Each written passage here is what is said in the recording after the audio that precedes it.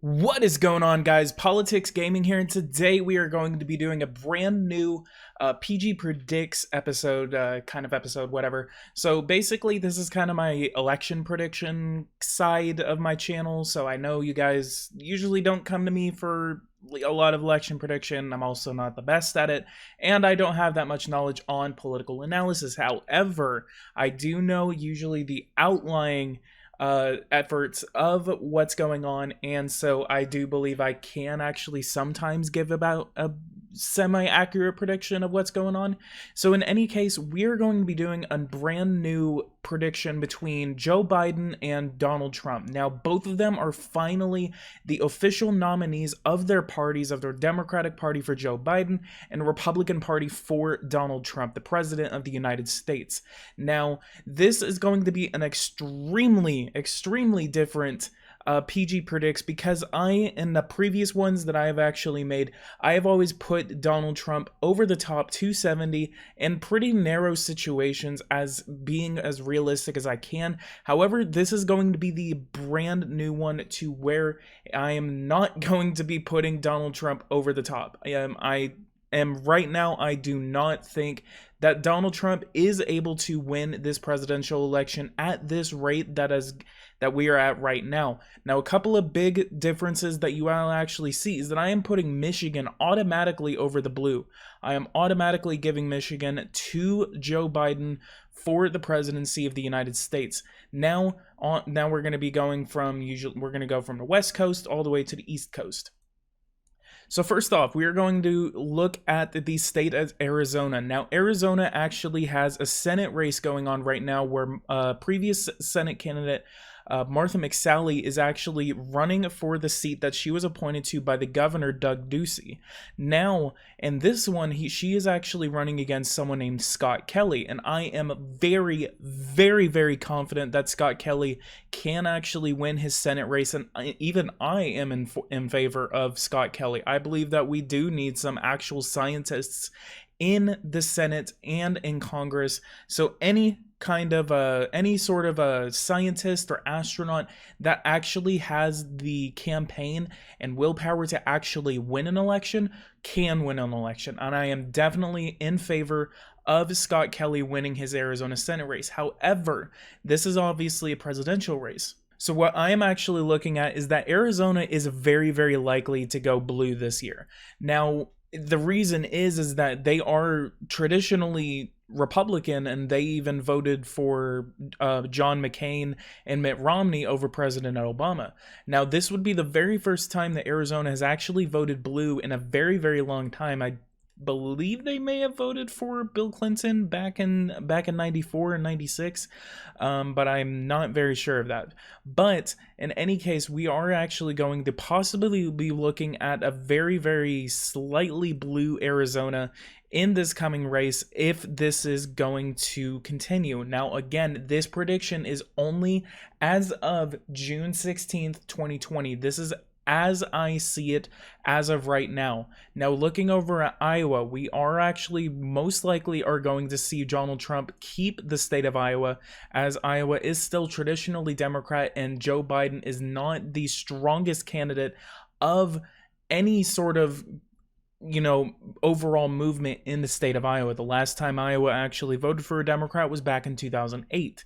Now, I do believe that Donald Trump still will be a formidable player in the 2020 race. However, right now, I honestly do not think that he's going to be able to win. Going up to Minnesota, obviously Minnesota is at the center point of everything that is going on right now with Black Lives Matter and with more. So I do believe that they are very strongly going to be voting for the Democratic candidate in this election. We have 259 electoral votes to 186, and this is only going to be even worse for the Republican candidate right now. Going over to Wisconsin, I do believe Wisconsin is going to be the very likely scenario that of a Republican win.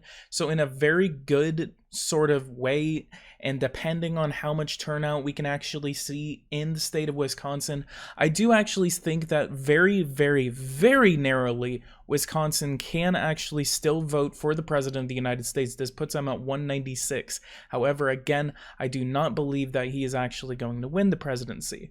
Going over to Ohio, I do believe that actually he is going to be able to do a good showing in the state of Ohio, as Ohio is not going to be able to be some sort of state in which that Joe Biden can actually win. I mean, in a recent poll, there Fox News actually showed that Biden was ahead 2 points. However, in the previous poll by Emerson was actually showing President Trump ahead 3 points. So they have a spread right now of 0.5 points. So I'm going to go ahead and give Donald Trump the benefit of the doubt, and I give Ohio over to him. Now, going over to the home state of Pennsylvania for Joe Biden is actually very, very likely to actually win the state of Pennsylvania. I do believe that he is going to be able to do that. However, I do believe it's going to be very narrowly. The conservative base and then the Democratic base in the cities such as Philadelphia and Pittsburgh are going to come out in droves in this election. And I do believe there is going to be a very, very high turnout among the United States overall. I think we're going to be at least seeing at least a 1 to 2 points, maybe even 3 points higher turnout than in the previous election. Coming over to North Carolina, I do believe that because of the Black Lives Matter movement, there could be a very, very strong showing of African American voters in this election. Now, even though there is not a black presidential candidate on the ballot, there is a very, very likely scenario that Joe Biden is going to pick a black woman as his vice presidential pick.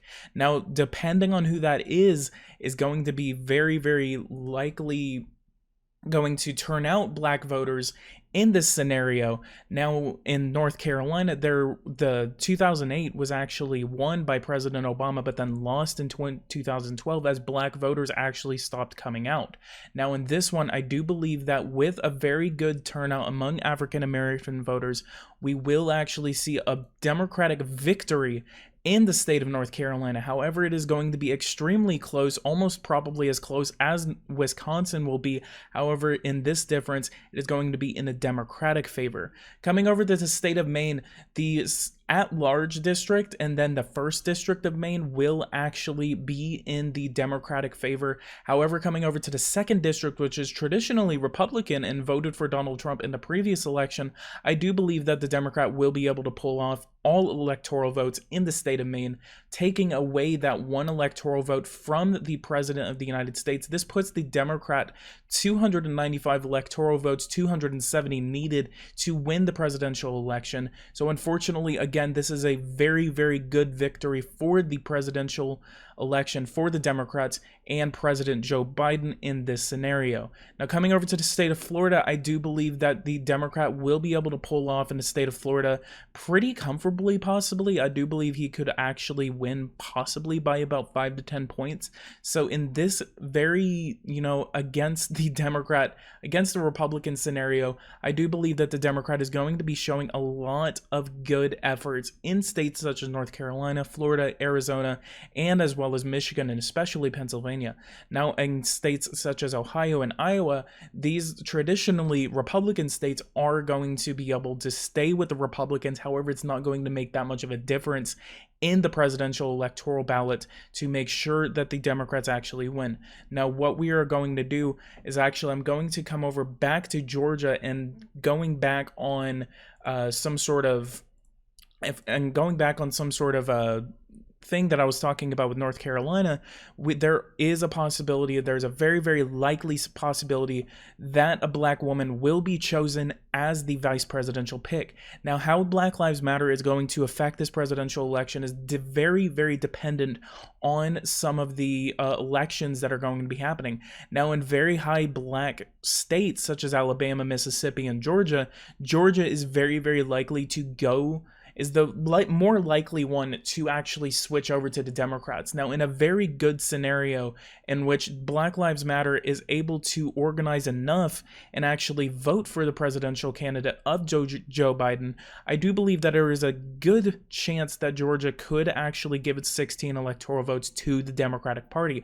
However, just because of the likability of both candidates, I don't think that could be the case in this scenario, but there is going to be an extremely close race in the state of Georgia for those 16 electoral votes. So in any case, guys, this is going to be my prediction right now. I'm sorry, I don't know how quick this was, but this is just the gist of what I am thinking is going to happen right now, especially with Black Lives Matter and a lot of the scenarios that are happening right now.